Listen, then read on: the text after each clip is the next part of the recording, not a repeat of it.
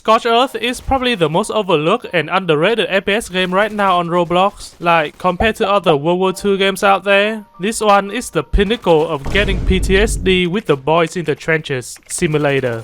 This game should not be averaging around 300 players, it needs a few thousand more. I think this game is more on the milsim side of the scale since the gunplay and movement of this game is quite slow. There's no slide cancelling into a super jump and quickscoping someone like in Phantom Forces. The majority of the gameplay is trying to identify whether the two pixels that just move a little bit is the enemy or not and then shooting them.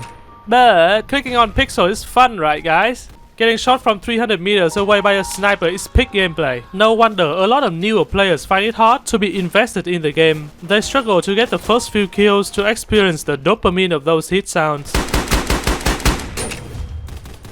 First, let's talk about the main aspect of the game, the guns. There are tons of different World War II era weapons to choose from, but if you want more guns to try out that aren't the default unlocks, you gotta grind money to buy them.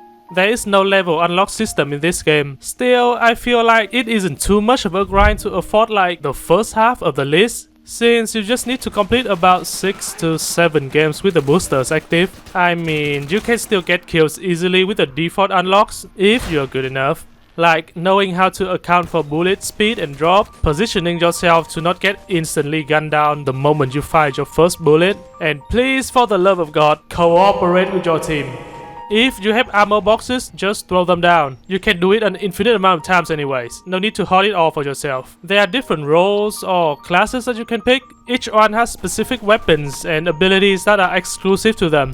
First, the shock class, with access to SMGs and the light ammo box, which can provide your teammates as well as yourself with near unlimited ammo. The recon class is the sniper of the game, with the ability to attach scopes to rifles. But that ability isn't inherently unique to this class, since for certain guns, there is a scope option that is available for the other classes as well.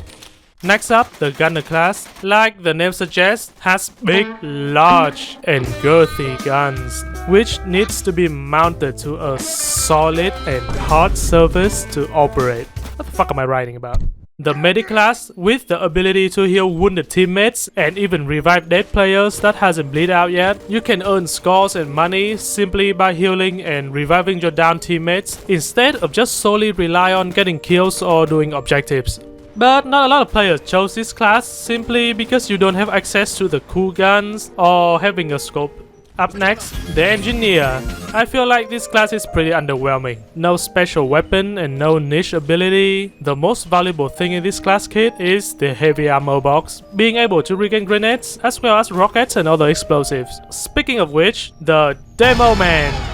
I mean the demolition. Enough with the TF2 jokes already. Specializing in blowing shit up, access to the rocket launchers, anti-tank rifles, and a fucking sledgehammer counts as well. Playing as a demolition, your main role is destroying enemies' fortifications, or just buy an anti-tank rifle and make every shot a hit scan. Anyway, speaking of fortifications, you can build as well as alter the terrain in this game, from simple structure like wooden walls or sandbags, all the way to barbed wire fences to an entire concrete bunker. Since you can build walls and shit, you can also like do a little bit of Fortnite type shit. Like if you aren't good enough at the shooting part, you can always be the builder guy of the team. I saw some players chose to stay in the back lines and create a whole fortress alone. Another mechanic that I hasn't mentioned yet is once you accumulate enough scores from killing enemies, capturing objectives, or just supporting your team, you will unlock a score streak ability. The default one that you start off with lets you call in mortar support by firing a flare into the position where you want the shells to be raining down from above, destroying structures and people alike. Well, that's if you manage to shoot the flare properly, and not somehow letting it bounce back right onto where you are standing.